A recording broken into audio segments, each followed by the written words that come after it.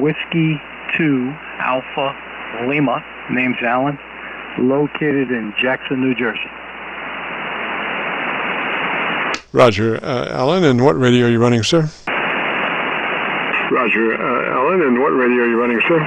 I'm running one of these rare ICOM 7300s, and I guess the microphone's a little unorthodox. I had this microphone on my Yaesu FT950, and I tweaked the EQ section in the radio in order to get the microphone to drive the radio. It's a low impedance mic for high impedance radio, and using an indoor antenna. I'm located in an one-to-one balance.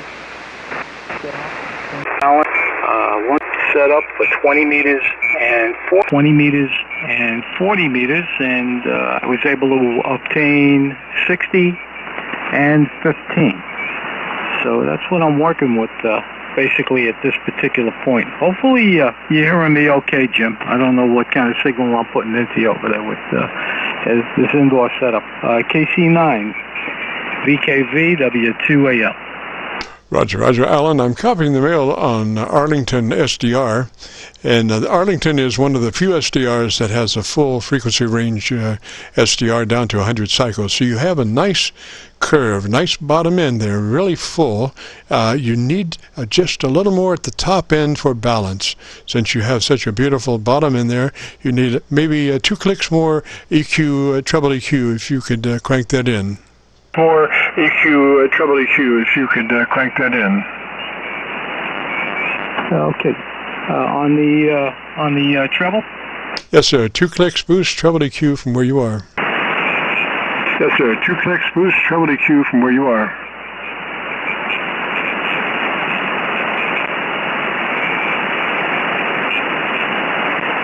All right. I just went up 2 clicks more on the EQ. Actually, I'm not going to get any more on the treble. The way I had to set this radio up, right now I'm up to a 5 on the treble. I had to run my mic gain at a 75 in order to now, just to remind you, it's a low impedance mic going into a high impedance radio, okay? I had to go to 75 on the mic gain. Compression level, I had to jack up to a 9. It only goes to a 10, okay? And I was running my treble at a 4. I just boosted it up to a 5. My plus 5, okay? My bass, I was running at a plus 1, okay? So that's basically the setup. It's a little unorthodox, but I think it's coming out clear on the other end. And according to the I guess the spectrum analyzer on the radio, it looked like it was fairly balanced when I set it up. Back over to you, Jim. Yes, it's looking good. Now, you have to be very careful that you want to work that microphone exactly where you were at the last few words just now, because if you get closer, you're going to get bass buildup.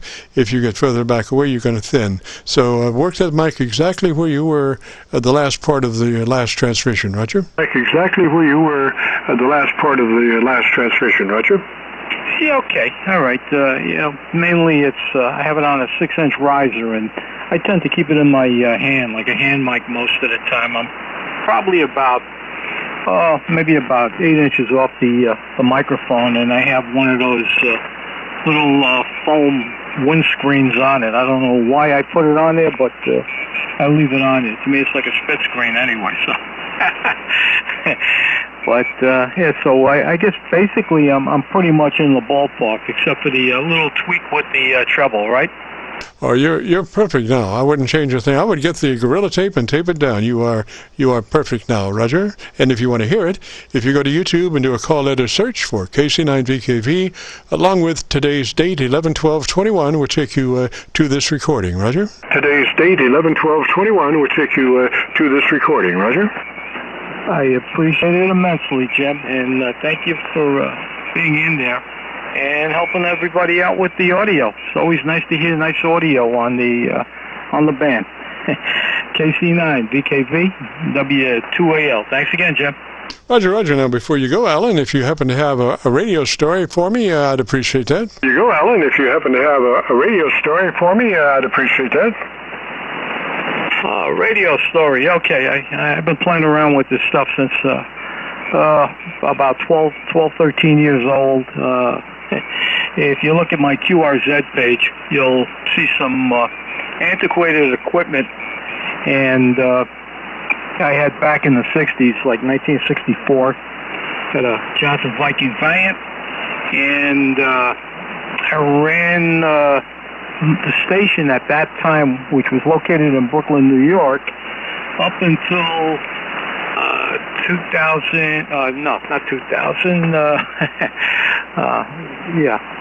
1983, okay, 1983. I sort of got out of the hobby for a while, and moved out to New Jersey. I didn't get back into the hobby until 2008, and one of the radios that I didn't have that many radios. I had the Johnson Viking Valiant, and I had a Yaesu FT101B, which I still have. I picked that up brand new from a place called Harrison Radio in New York, and it amazes me that radio is still running at this time.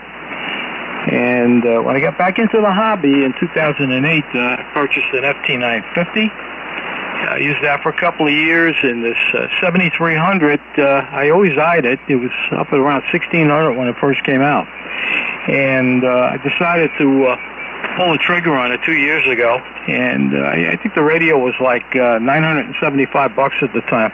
And I really enjoy it because it seems like you have everything rolled into this radio with the spectrum scope, and you can see exactly what's on the band. I can't use the 950 any longer because I feel like I'm working in the blind without seeing what's on the band at the time. So that's about my story. I'm enjoying it. I moved into this HOA. It's a 55 and over.